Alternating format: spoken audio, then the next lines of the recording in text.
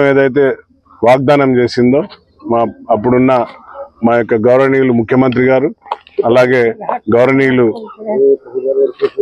రాహుల్ గాంధీ గారు ఏదైతే మాట ఇచ్చారో మాటను నిలబెట్టుకొని ఇందిరమ్మ ఇండ్లు ఇస్తాం, ఇందిరమ్మ ఇండ్ల కాడనే మేము ఓట్లు అడుగుతాం, ఇందిరమ్మ లేని కాడ డబుల్ బెడ్రూమ్ కాడ మేము ఓట్లు అడగమని ఏదైతే వాగ్దానం చేసిందో ఆ వాగ్దానం ప్రకారంగా మొదటి దఫగా పర్వతగిరి మండలానికి 528 వెరిఫికేషన్లు రావడం జరిగింది.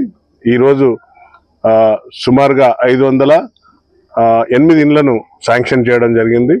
సో అందరికి కూడా ముగ్గులు పోసి అందరూ వాళ్ళ యొక్క కళ్ళపైన ఆనందం, వారి ముఖాలపైన చిరునవ్వులు. ఎన్నో రోజుల నుండి ఇందిరమ్మ ఇల్లు లేకుండా పాపం గుడిసెలలో మన తార్పాలిని కప్పుకొని ఉన్న గుడిసెల వాళ్ళందరూ కూడా అమ్మలు ఈరోజు ఇల్లు కట్టుకుంటుంటే వాళ్ళ కళ్ళలో ఆనందం చూసినాం. ఏదైతే ఇందిరమ్మ రాజ్యంలోని సాధికారికత అయింది. అలాగే ఏదైతే మాట ఇచ్చినామో ప్రతిదీ కూడా ముందుకు వెళ్తూ ఇంకా రెండో దఫా మూడో దఫా L1 L2 L3 3 లిస్టులు ఉన్నాయి. ఇంకా ఎవరైనా ఇండ్లు రాకుండా కూడా నిరుత్సాహపడకండి.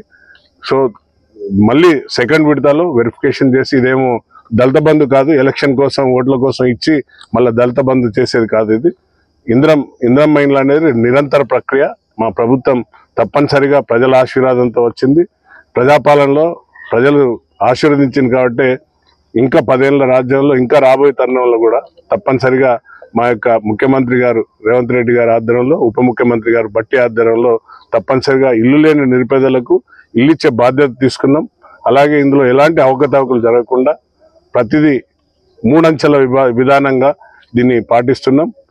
సో ఎలాంటి ఏమైనా సమాచారం వచ్చినా అందరూ డబ్బులు ఇచ్చిన ఎవరైతే డబ్బులు ఇల్లు రాని వాళ్ళు ఉన్నారో వాళ్ళు అపవాదాలు వేస్తున్నారు.